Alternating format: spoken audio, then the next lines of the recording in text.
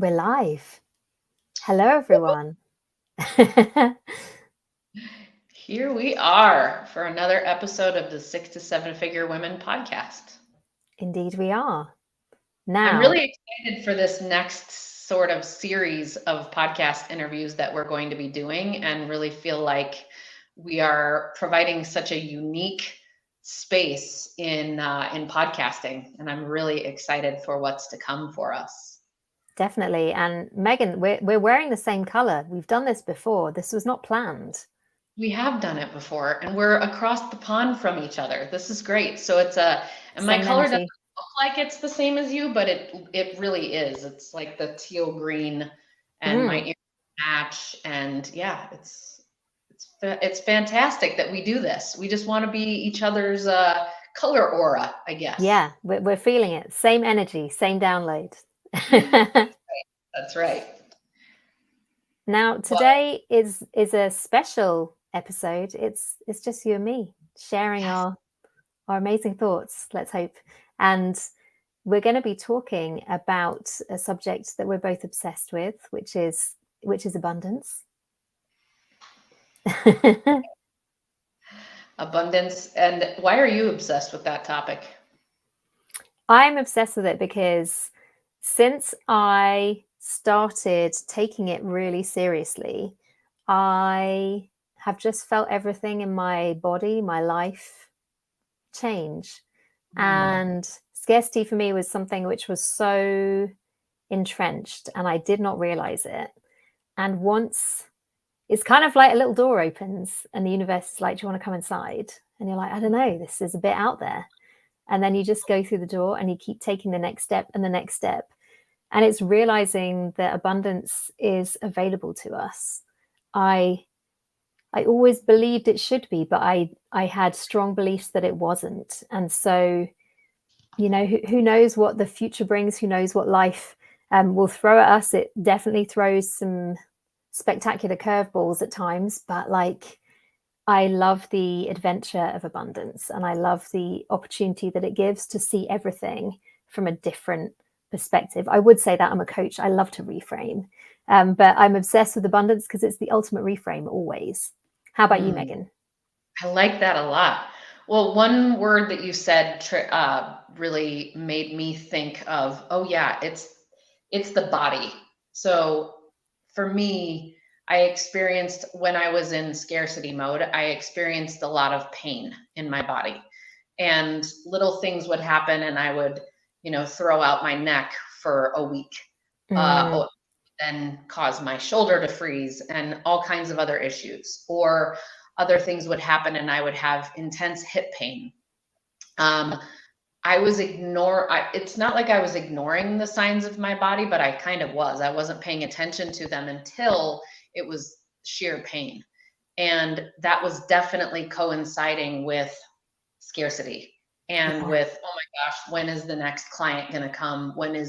I felt a lot more scarce when I was a coach than when I took that business offline, so to speak, and then went full time with the dames. So I think that part of the interesting thing was that my scarcity was tied up in, I have to have the income that's coming in from my coaching business. I can't possibly go jump and do what I actually really want to do, which is full time running the dames, because I have to have this 150K from my marketing business still. So I was running it based on that assumption, and that's a scarce assumption. That's a Yeah. scarce There's a lot mindset. of, I can feel it, the fear of that. Like it has to be this, when we get really rigid with stuff. How am I possibly going to be able to? And the truth was, once I followed my heart and my intuition, and I said, okay, I'm going to close my marketing business as of December 31st, 2019, and I'm going to go full time dames. The truth was, as soon as I made that choice, everything shifted for me in the most positive way possible, Mm, because I was choosing for the abundant me and choosing for what my heart truly wanted and what my intuition had been telling me for years, which was this is not like the coaching model for you is not the model that you're meant for. You're meant for Mhm. something different, and you're meant to impact, a larger group of people from a different business model. Oh, And I yes. just couldn't trust that for so long because I was clinging on to what I had instead, because I'm like, I already have this much. I'm not going to go for the unknown and there were other reasons that I told myself to, but it just wasn't true. And once I made that leap, my business generated over six figures in less than 6 months. And it had taken me 6 years to get to the $100,000 mark in my marketing business. So it's really fascinating. I'm curious when you can kind of notice that shift that you had. Like, do you remember a time of, here's when I switched from scarcity mindset to abundance mindset, and then what happened? Do you remember? Yeah, that's a great question. I feel like it's been like 100 little experiences. Mhm. And I love what you just described there for us, Megan, because it's this, oh, a bigger vision comes and you're like, no, I can't do that. That's crazy. That's not realistic. My clients aren't allowed to use the word realistic. It's like a thing. But as soon as you get that vision and you say, no, I can't, no, that's not for me, you can't stay with what you had because it's not a fit for you anymore. And it's like you're evolving into your next level self. And like nothing in your life will accommodate the fact that you're changing into something that's bigger and more abundant. So then it becomes this like, well, I can't go because I can't do that, but I can't stay because this is now untenable. Um, and yeah, I definitely relate to that. I think I've just had phases where I've suddenly just been like, everything about my business is great. I mean, I custom built my business to completely fit me and my lifestyle. And at the time when I started it, I had young children, like a baby. Yep. But I also had long-term health condition and sort of severe energy limitations at times. And so I've always built it to be the best fit for that. And so I've had seasons where I've just been like, this is a really wonderful thing to be able to do. Um, but you suddenly realize that something that you've been doing that you love, you're like, oh, I don't love it as much anymore. And so it's that requirement to then be like, well, and I think it's interesting that you brought up the body, Megan, because we can suddenly get these body sensations or like severe anxiety or something, and it's like your body is saying this is not a fit for you anymore, this is not where you want to be. I think Mhm. I've definitely had that experience of just like, oh, I've spent several years building something and it felt like such a good idea. When I did my very first podcast, I think I did it for maybe 18 months and did 50 episodes, and I loved that podcast and I branded it around what I was doing at the time, and it just felt like that was the first time I'd done something where it all kind of synced up, and I suddenly was like, oh, I think my brand just changed. Oh no. And so it meant sort of being like, well, and I'm always in denial about these things. So I was like, it's fine. I'll do 2 podcasts. It's a good idea. And then you're just like, you can't be your old self and your new self. You have to go all in. And today's topic is all about kind of becoming your $1 million self, like unleashing your $1 million mindset. And I think that's the thing, isn't it? It's always forward progress. It's always upward progress. And sometimes we feel really good about what that looks like and what it involves. And sometimes it's kind of like, I just got my brand sorted. Why do I have to do this now? I don't know if you relate to that, Megan.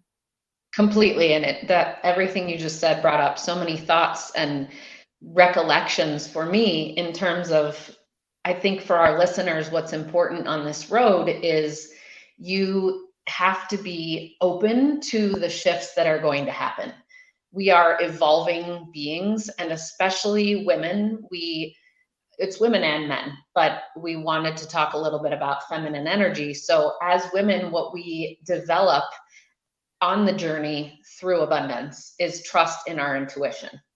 And it is said, and I don't know if it's true or statistically proven or whatever, that women just have a more clear innate intuition. And who cares? I just say let's embrace it. Whether it's more or not doesn't matter. So as we evolve and as we develop ourselves, and my brand changed, let's see, I want to say I had 6 different business names and focuses in my marketing business from 2009 when I started it until 2019 when I closed it. And each one was just really moving along with me as this evolving being and trusting in my intuition each time. And were there people who 5 years later still remembered me as the mistress of social media, which was my original title and moniker? Yes, there were. But they were so few and far between, because the people who were really following me were keeping up with the changes as I was making them, because they were the ones who are meant to be magnetized to me. Those people, those few people who didn't, they weren't meant to be in my path. And I had to keep trusting. And like you said, there are points along the way where we will have those visions, where we will have those downloads. And for me, that's how it came, was as I got more and more confident in trusting my intuition and in making that time and that space to get quiet and to listen to my inner voice. That is when I had those massive downloads that showed me in image, very clear, this is what the Dames is going to look like exploded in time. And that is what I'm moving toward. And at the time when I was like, oh my gosh, I have to keep going with my marketing business, I wasn't allowing myself to really step into that vision. But that's part of the journey too, is Yeah. really being able to build that muscle of trust in ourselves. And, there was all kinds of self-growth work that I had to do to get to that point, and I'm still doing it. But that's part of the journey to abundance, is developing that trust in ourselves and in our knowing, and that deep innate knowing that, yes, we have to be able to trust ourselves and listen to those signs, or look for those signs, or not look for them, just pay attention to them when they're showing up. Yeah, definitely. Because as well, it's when you get that sort of, and I think this comes with practice. I've definitely found this, but when you first get that like inspiration, you think, oh my gosh, the brand is this, the message is this is what we need to call it. Sometimes you go out and you start telling people and they look at you like, what? It's like, that doesn't land. And so it's almost like the universe, it's like you got to test it, but sometimes people can still say, no, I don't really get that. And it just confirms even more that that's what it is, because you realize actually the audience is evolving, and Yeah. these are not the people that it's intended for. So it becomes a really interesting, like when you trust yourself, you can make all kinds of decisions, can't you? And just know this is going to result in the result that I want, the shape that I want things to be. Absolutely. And I think this brings up another thing for me, which is there's a point in our journeys to 7 figures where we realize that we have been relying almost solely on outside opinions, advice, Yes. etc., and we haven't been really considering what we know. And I do believe it's important to have coaches. It's important to have power partners like we do in the Dames that you can mastermind with, because the clarity that you were just speaking of, for most people, happens when you verbalize it to others, and then they ask questions and are able to help you refine things. And that's why, I set up the power partner system the way that I did, because for me, it's more impactful to have those relationships to mastermind with and to have as my thought partners than it is to have them as referral partners, for instance. It's important to have them as referral partners, but it's also, to me, more important to have them as business besties, as I call them, because Yeah. it's those relationships that help us. If we're in relationship with the right people, it is like the whole concept of you are the sum of the 5 people you surround yourself with. So I surround myself with others who believe in abundance and who no longer have a scarcity mindset and who've gone through this journey, because we become what we see reflected around us. And that brings up a point that we were going to cover in this podcast, which is sometimes when we look outside of us, there are signs in the economy, in the people that we are around, that almost they don't reflect what we're trying to live. Mm. And so we have to be courageous enough to surround ourselves with the people we want to meet, who we want to mirror. Yeah. And we want to be like, yeah, I just, it's a big part of what I've realized in the journey through my divorce, which is I was living with people that weren't reflecting the abundance that I wanted to live in. Mm. And that was a hard decision to make. And sometimes I think that's something that I would love us to talk about, is that it's not always an easy journey. Like the decision to live abundantly, the decision to live with an abundant mindset means sometimes that we have to let go of things that we have been holding on to Yeah. for Oh, security, for safety, for whatever. So for me, it was that marketing business. It was my ex-husband. It was some of the things in my lifestyle. It was years ago, 6 years ago, it was drinking for me, drinking alcohol. And all of those things are things that I've left behind in my journey to seven figures. And it's not even just the journey to seven figures. That's just something that a lot of us are wanting, but it's the journey to to living in more of our authentic selves and yes. to living more of our abundant selves. Yeah. And I think that's one of the really big challenges, that when you start to embrace this journey, and, I talked before about the little door, you go through it and suddenly it's like, right, there's another step, there's another step.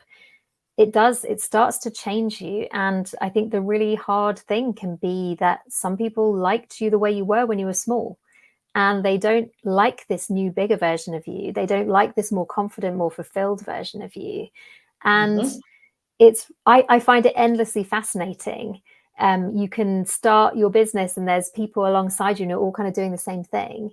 mm-hmm, And sometimes there can be real safety in like a peer group like that. And it can be, a really fun thing. You have lots of people to go for coffee with and do like your initial networking and just really be working out some of these core components of like how your business is going to work.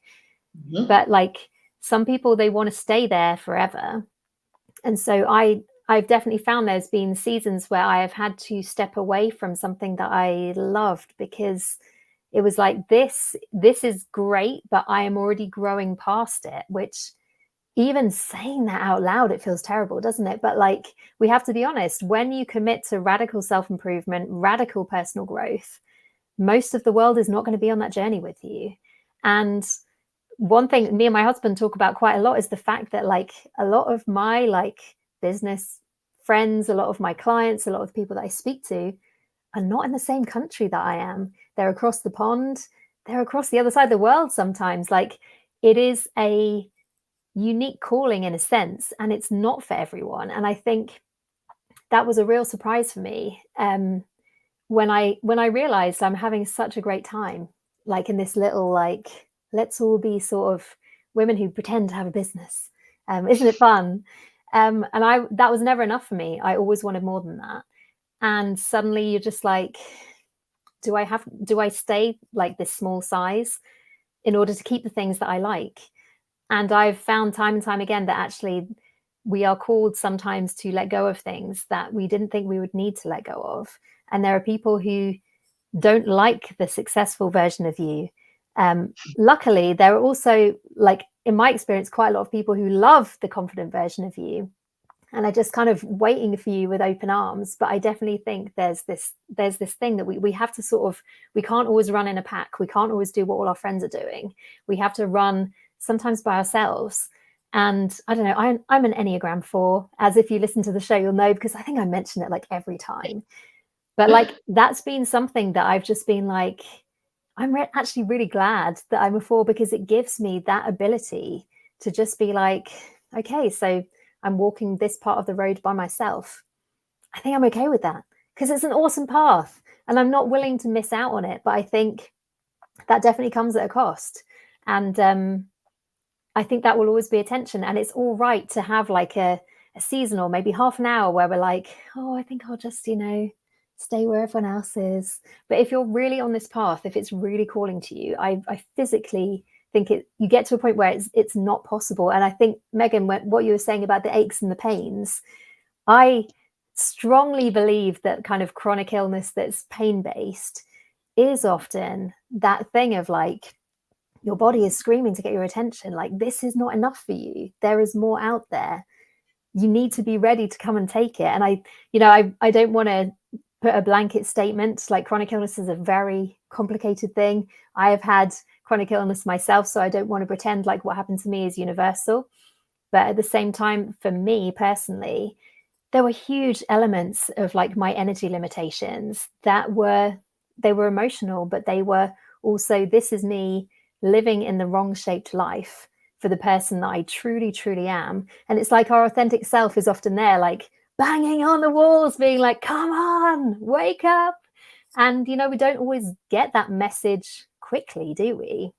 It takes Mm-mm. time often to really understand what we're hearing and understand like why things in life just, sometimes it feels like the springs are just popping out and it's like, why is this falling apart? And I do think that sometimes there is an explanation that actually this is not for you. This is not the thing that like you are actually being called to. And it takes a lot Yeah. of courage to listen to that call. And it often communicates, in my experience, it communicates in very subtle ways at first.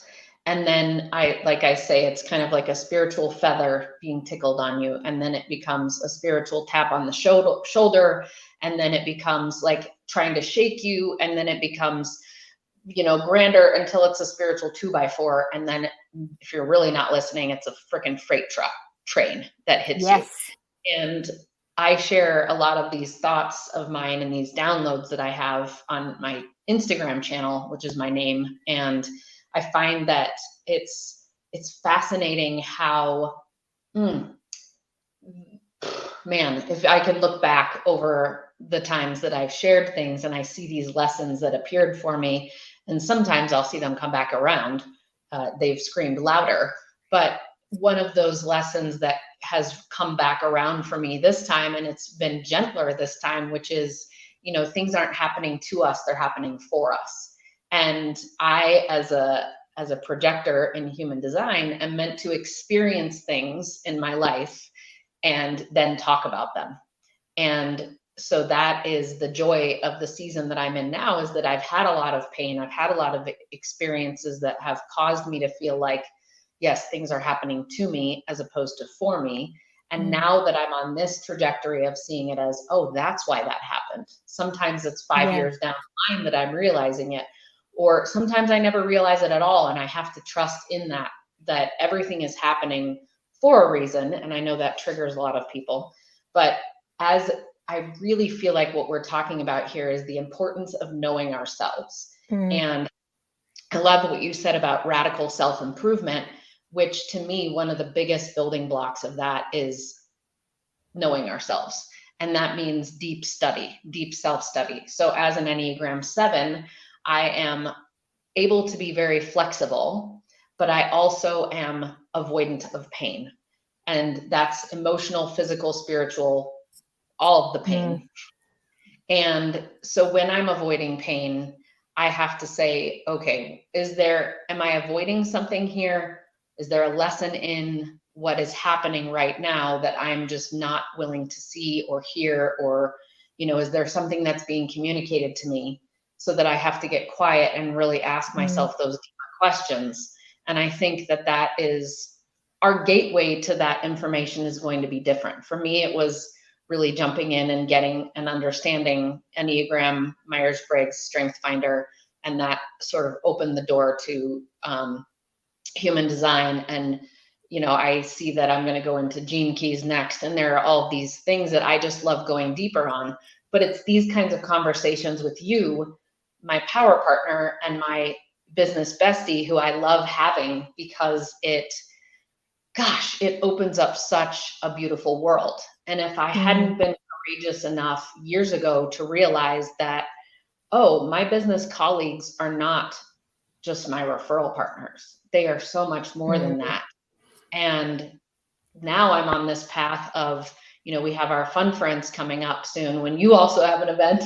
And Yeah. we're going to be talking about these next level ways of power partnering. And it's foreign to a lot of people. Like, oh my gosh, am I really going to share my deepest thoughts and my deepest worries and my fears with my power partners? What does that mean? Will they not refer to me? Will they think that I'm not capable of it? And all of that is so far from the truth.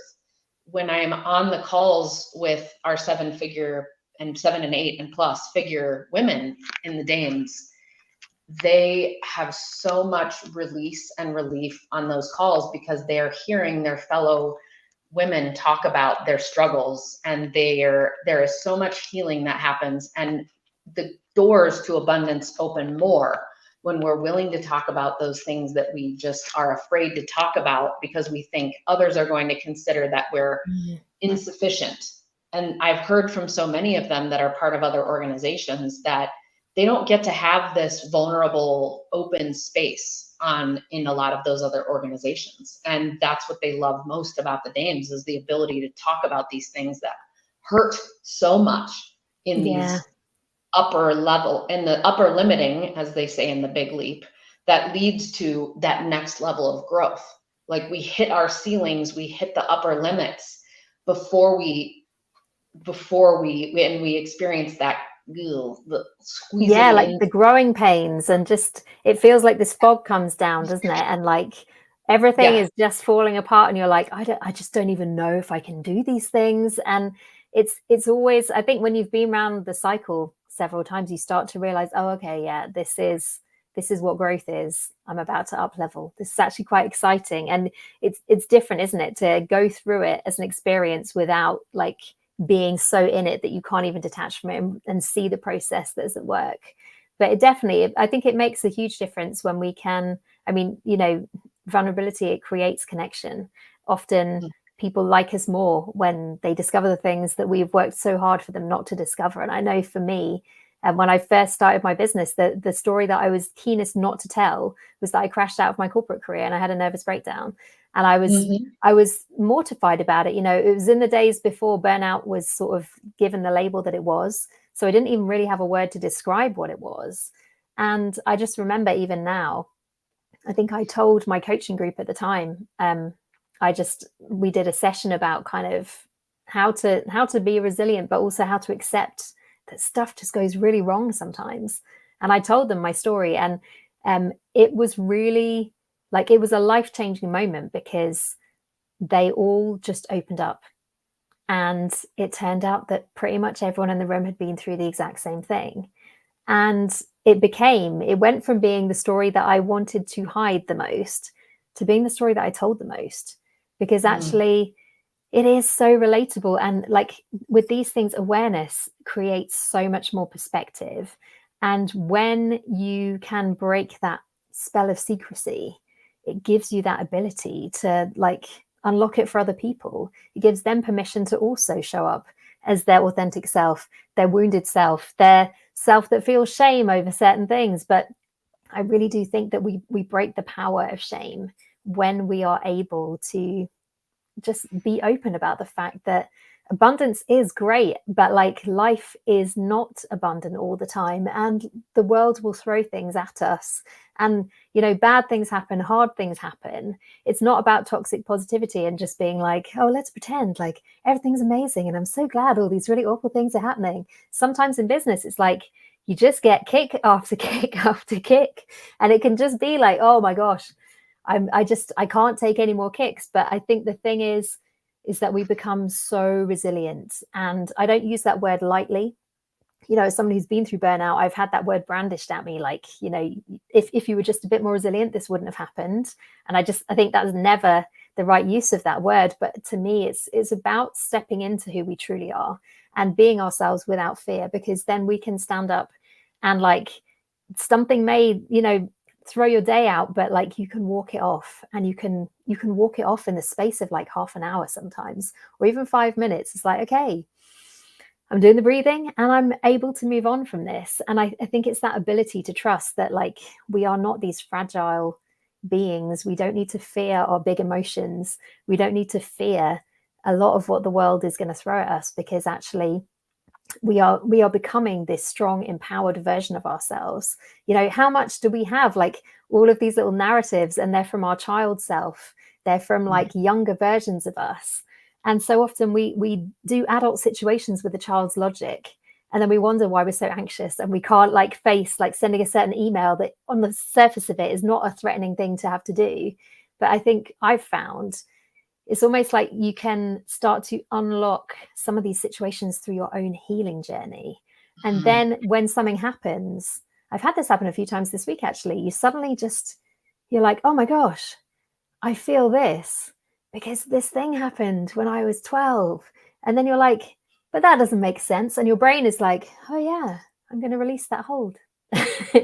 And Yes. I don't know if you agree with this, Megan, but I feel like the beauty of the journey is that the more you commit to that, the more you start to see it happen. The more you just become aware of all these other little things that are ready to be released. And that's for me where real growth and real abundance starts to happen, because it's like I can trust that, like, even if I get knocked down for a bit, I'm going to be back up again. And Mhm. all of this is helping me to get a greater awareness, a greater sort of authority within my own body. And it's all leading to the purpose that guides me, and that is, you know, the pinnacle of like who I am and why I'm here in the first place. And that awareness gives us the ability to make different choices Mm, because we come around these things again. It's this cyclical journey that happens where we're peeling back more and more layers of the onion and mm, we're getting to the core of our own true essence. But there are things that come along the path, like, and I'm just going to go with this from my own intuition. I know that there's a lot of study around shame and worry as being emotions that, in my experience, are scarce emotions. yes, And fear based. they're also things that show up as signs of up leveling. And they are things that show up when we're feeling that constriction that happens before that next up leveling. And as we go through and as we courageously embrace, you know, people say to me oftentimes, God, this hurts so much. Am I ever going to stop growing and feeling these pains, this constriction? And I'm like, I hope not, in my Mm, experience. I hope that I don't stop going through the eyes of needles that are meant to be gateways to my next level, that are mm, meant to big time gifts for us when we can see them as such. And when we can change our relationship with those feelings and we can realize that each time they actually get easier because we are more aware of ourselves and we're more aware of those subtle signs that are happening faster, earlier, I should say, not faster, but earlier, we mm, can we can truly see that, oh, this is part of the journey. This is part of my journey into my more authentic, abundant self. And yeah, there will be a point, I promise you, if you're earlier in these times when you're experiencing the acute pain, or there will be a time when it gets easier or more manageable. If you yes, continue on this journey of more self awareness, more self discovery, opening up to being more vulnerable, opening up to sharing more of your journey and yourself, because then it's the law of reciprocity that kicks in. The universe says, oh, she's willing to share her pains and her stories and what has happened to her for the greater good, because others who hear those stories can now say, okay, I'm not alone. I am experiencing these things that she's experiencing. And I wonder what's my next action that I need to take. Is it to call a therapist who has specialty in these things? Is it to find a healer who can help me? Is it to find a coach that is great at asking questions to help me be more self-aware and help me get through this, who's really my Sherpa, as I like to yeah, say, journey, because they've been there before and they've made it their business and their life to turn around and put out their hand and say, come with me. I'll help you as you go through these difficult things. Speaking of being flexible, the repair guy just got here, so I'm going to let you take this for a few moments and I'll be back. Yeah, I'll meet you. Awesome. But yeah, I think this is a really powerful thing to think about in terms of our $1 million mindset. It's not the kind of thing that you just think, okay, let's become a millionaire. That's super easy. Let's do it. It's all part of this amazing journey. And the journey is the thing which is the most powerful so often, because the money shows up as we make the transformation. We love to think that actually it's the money appears, and then we become these different people and we don't struggle with these things anymore. I actually am passionately convinced, from all of the things that I've observed in my life, in the clients that I've worked with, in the businesses that I've seen, so often the money is actually a secondary thing. It's the transformation, it's the journey, it's the realizations that we're starting to make about who we are and why we are in the world. And one of the things that I actually love to help my clients with is connecting to their deeper purpose. And it's absolutely the kind of thing, I think often we can be in jobs, living life, and there's like this like friction of frustration all the time. And it's this feeling of like there is something bigger out there that I'm intended for. And I think it's a really, really powerful thing that, like, you can put the wrong label on that situation and be like, actually, it's not important. I'm just in the wrong job. My family are just very annoying, or whatever it might be. But like, it's about understanding that really we are called to something more. We're called to something bigger. Meg and I'm just talking about how we can have this feeling that there's something more for us in the world. And actually, when we haven't answered that call, we put all of the wrong labels on it. We misunderstand the purpose of that. But I think something that's so powerful in starting to give space, even internally within ourselves, for like, what is this bigger calling? What is this thing that I am put on the planet to do? What is this thing that is calling to me? That, I think I've spoken to a few clients recently actually about like the topic of like jealousy and envy. And when we see something on our newsfeed and it just makes us go, that is not fair. And you're like, oh, that's so great for that person. I hate that person. They are living the life that is meant for me. And, we can go into a whole shame thing about that. And I've been doing a lot of reading recently about the shadow self. I'm becoming obsessed with this as a philosophy, and like, it's such an interesting thing. But ultimately, I think when we get those moments, that is such an amazing insight that we can gain. Like, what is it about that situation that is really, really making me feel angry or like jealous or resentful? And it's that thing, like, if you want that, what is stopping you from going out and starting to make it happen? I think that is always a really, really helpful thing. We shouldn't feel ashamed about that. Maybe we should like be conscious and be kind in the way that we manage that emotion within ourselves. But at the same time, it's like, if that person is doing something that your whole body is now reacting to, that shows that there's resonance there. You want that too. It's all right to want it. What would it look like to start doing life in a way, to start doing business in a way that puts you on that track? Don't settle for less than you actually want. Go for the thing that is really driving you. So I think that's always such a fascinating thing to become aware about. Like, if it's not this, if it's not what's currently in front of you, what is driving you? What is the thing that's calling? Because I find when I speak to women, sometimes they cannot even say it in their head, let alone say it out loud, because there's instant recrimination. Like, you can't have that. That's ridiculous. I can't believe I said that. That sounds ridiculous. But it's like, what is that thing? Like, just starting the process, thinking it, speaking it, planning for it. And I often talk about kind of allowing something to become fully formed. Allow it to be the smallest grain of an idea that we don't need to attach, like, how am I going to do this? What is this going to look like? What if no one wants that? Like, you don't need to go there with all of the details, but it's like, allow it to become fully formed. And it sounds, Megan, from what you were saying at the beginning, that is very much kind of how the Dame's vision was delivered to you, that actually it started off as this thought, and then it becomes an idea, and it all kind of grows from there. And as we start to step into implementation and sort of honoring that call and being like, okay, then let's see what happens. I love what you said about actually at that point, it just, everything started to really pick up momentum because Yes. it's already been in momentum. That growth has already been happening, even within your brain and within your body. And I'm grateful for the fact that I was able to start the Dames while I was focused mostly on my marketing business, because I think it kept me from meddling in it during Yes. stages that were critical that I didn't meddle in it. And that's part of the trust and just understanding that the journey is unfolding as it is supposed to.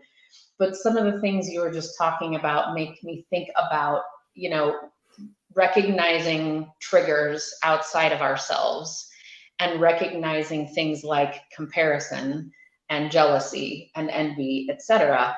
I remember very early on in my entrepreneurial journey saying to one of my mentors, I really wish that I could be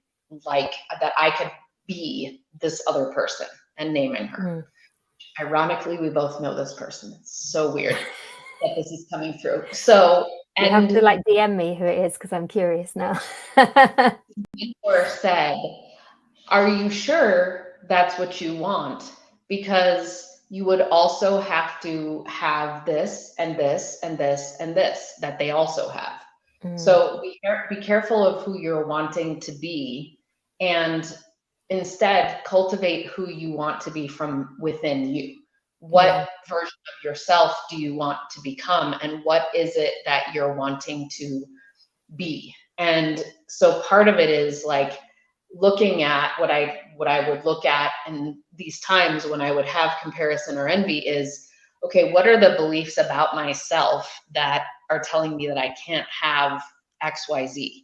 And where is that showing up in my shadow self? Or where is that showing up, if you want to think about it from internal family systems, which is where I tend to go and think of what part of me had an experience when I was a child that caused me to believe that I could only be X. yes. And I can have a relationship and develop a relationship with that part of me that no longer needs to protect me from the fear of being bigger, the fear of XYZ, then I can actually develop new beliefs. And so I look at triggers and things from that standpoint of, oh, what is this here to show me? What is this? What gift does this have for me? And if I can look at that first and say, okay, what am I believing about myself? And then what would I like to believe? And then what would I like to have, or what would I like to go for? And then that helps me inform my actions moving forward, coming from an abundance standpoint as opposed to a limited scarce standpoint of my old beliefs, which our old beliefs are neural pathways designed, Mm, burnt into our head, burnt into our mind, that cause us to make choices and cause us to take actions from those old beliefs, as opposed to mm, saying, okay, what are the new neural pathways that I need to form in order to be able to live this next version of myself, like a 7-figure business owner, or like, getting a position in the C-suite, or whatever that next big leap is that we're wanting to take, which is different for all of us. mm, So I think that that's just one point that I want to make, which is I see 7-figure business owners, the Dame's mission is to take women from the top 15% of business, which is those who are running 6-figure businesses, to the top 2% in women in business, which is the 7-figure mark and beyond. And I see it done, of course, there's a spectrum here, but I see it done, just for simplicity's sake, in a couple of different ways. Without personal growth and with personal growth.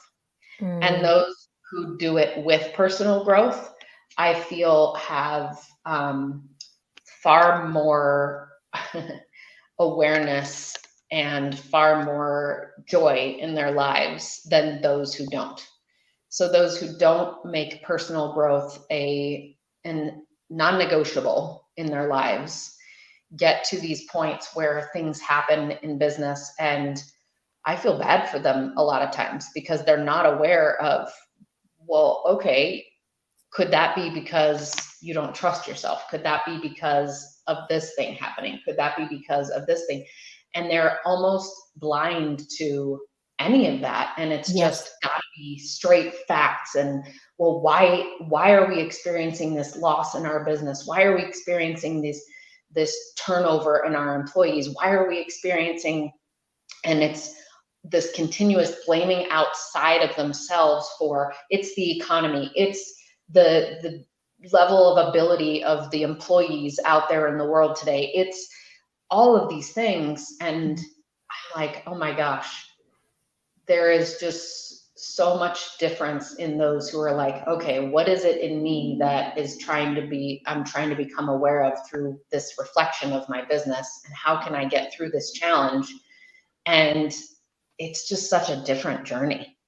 Yeah. Such a Yeah, absolutely. And I think having done the seven-figure journey with maximum scarcity in a previous life, it it is hard, and it's hard because we choose it to be hard, and it's become like my absolute kind of North Star to enable that journey to be one of ease and flow and peace and growth. And I passionately believe with everything, it is possible to have all the abundant finances that you want and see a successful, thriving business, but to reject all of the scarcity limitations. Because I absolutely agree with you, Megan. I think there are so many people in the world who are like, small business is hard, people don't want to work for like low pay, there's so many sort of, and it's so like, I feel like my whole body sort of like tenses, because it's like everything's so fixed and so rigid. It's this, it's not that, it's black, it's not white. And I think that like we have this amazing opportunity, we have been given this insight into how to do things differently. I think that people like you and me, we've always known, like our bodies have sort of always had that ache of like, it doesn't need to be like this. And it's a challenge to walk that kind of path. Like the biggest roadblock is always us. The biggest roadblock is always like our fear, our like, we want the abundance, but we still go to scarcity sometimes. But something that I am definitely observing, particularly myself this year, is that like you can get to a point where like in certain things you're just like, this is now a corridor, this scarcity, I've lived in this corridor and I don't want to go back down it. And even if you take one or two steps into it, you can feel that you're getting pulled into it, and you're like, I'm not going to do this, I choose something different. And just that ability to pause ourselves is not like, I don't think the goal should ever be like to never have a bad moment or a bad day or to feel discouraged sometimes. Like this is a constant like battle. If you're in the game, if you're in the arena, if you've got skin in the game, it's just like a constant need to like pick ourselves up and be strong and do the things that sometimes feel incredibly hard. But I think, when you've been doing it for a long time, like I'm coming up for my 10th year, and I know, Megan, you've done longer than that. It's just it does become something that you can see progress and you can feel progress, and you can notice, I am not getting sucked into these like thought patterns that I used to. I am not bothered by that thing that used to really keep me up at night. And I do think that like scarcity is a button that we can choose to switch off. And that might need to be a decision that we keep making every day, sometimes every hour. But the more you do it, the more it becomes possible to choose something better. And I think that's something that I am just so passionate about. And this is why we wanted to talk about abundance today. As we go into the final quarter of the year almost, we need to make sure that actually we're still in the game. We're not writing stuff off. We're not kind of buying into the winter scarcity or, the economy, all that kind of stuff. There's always going to be that kind of dialogue going on. But I think if we can finish strong this year, there is still everything to play for. Yes. And that brings up one final thought as we close out today, which is sometimes we need to give ourselves rest in order to thrive. Yes. And I've seen this on Instagram. Like, I love my Instagram because the algorithm is working so beautifully that it just gives me inspirational spiritual thoughts all day long, and it's just fun. I don't have the experience of it being negative and doom scrolling or whatever. That's not my experience. So I love it because it's talking about how they did this experiment with trees. They injected them with this uh, something that basically makes them not experience winter so that they could keep growing. And trees that had previously been alive for hundreds of years died within 1 year because they have the season of rest. Mm, And how often are we doing that to ourselves, especially women? How mm, often are we doing that to ourselves, where we're denying ourselves the seasons of rest and recuperation that are just as important as the seasons of growth?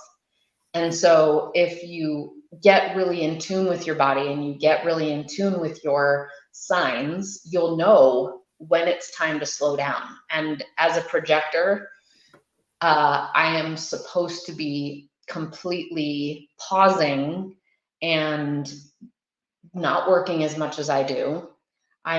Projectors are the quintessential people who feel like we should be running like generators, which you are.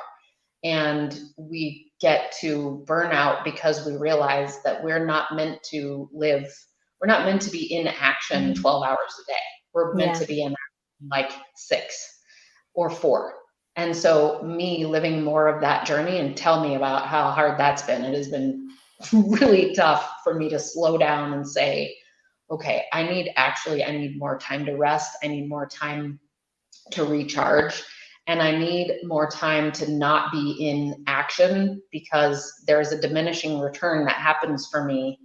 And that is part of my journey, which is, okay, I got to rest more and I can't be the go, go, go, go, go, go, go generator. Mm. That's not who I am. And it's been such a liberating and scary as heck journey for me to Yeah. down and to give myself that time of rest. And I'm so grateful for it. And in the Dames, I'm sharing more about being a projector, and other projectors who are on this similar journey are sharing with me what's happening for them as they're going through this journey. And I think that is such a beautiful thing. So if there's anything I can say as my closing message, it's make sure that you're part of a community that encourages you to live abundantly, and that encourages you to continue to go for the next version of yourself, and that encourages you to evolve openly. That's Mm. one of our values in the Dames, is to evolve openly, because as a leader of this organization and hundreds, soon thousands of women around the globe, I believe that it's my journey to be more authentic and more visual and visible in the good times and the bad. Because if we always see around ourselves is everyone being happy and joyful and always having their ish together, Yeah. that's not really true as to what's going on in their worlds. It's So I never share true. having crappy days and when I'm having crappy seasons as much as when I'm having great seasons. And I think that's what's most important. So if you're courageously desiring to be part of a community like that, and you're running a 6 or 7 or 8 figure business, or you're in a director or higher role at a large organization, I would invite you to come check out thedames.co and see if we're the community for you, which, if you've enjoyed this episode, I would guess that you are. And Jessica, would you let everyone know who should be following up with you and where they are in their journey, oftentimes to want to and need to and get so much joy from hiring you as a coach? Yeah. Well, literally this month, and this came from my husband. It feels like it should have come from me, but he's started asking me, what does abundance look like in this situation? I think like making decisions as an entrepreneur is super hard. And sometimes you're just like, oh my gosh, what do I do? And he's just started saying, what does abundance look like in this situation?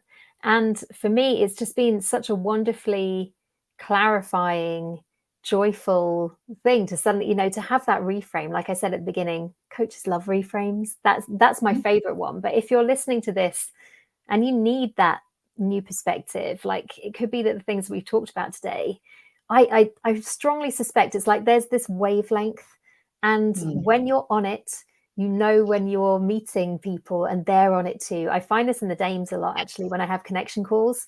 Sometimes it's like no words are spoken necessarily, but there's just a thing of like, yeah, we get this. This is exactly what it's about. So if you're listening to today's episode and you just feel like your whole body is resonating with what we're talking about, like you want to experience more abundance, but you don't know how.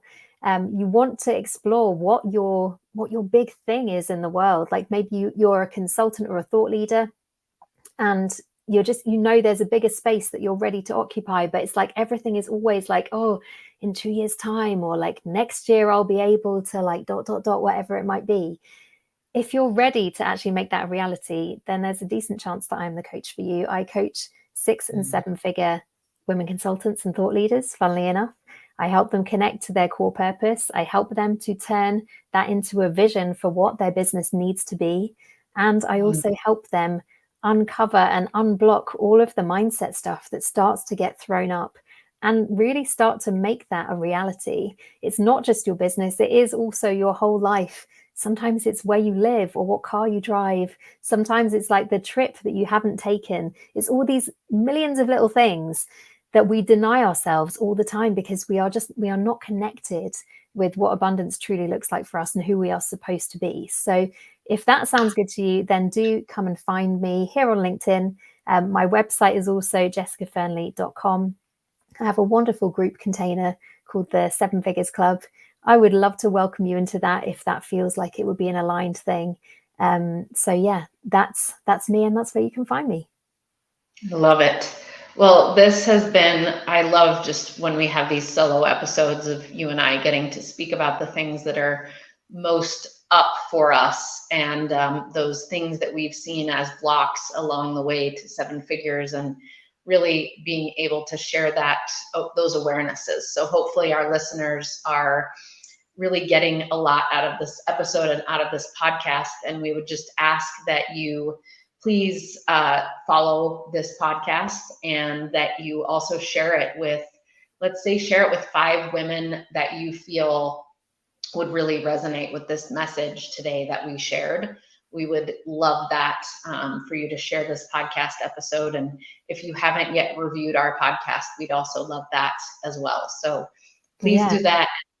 We're in the business of making more women more wealthy and more fulfilled.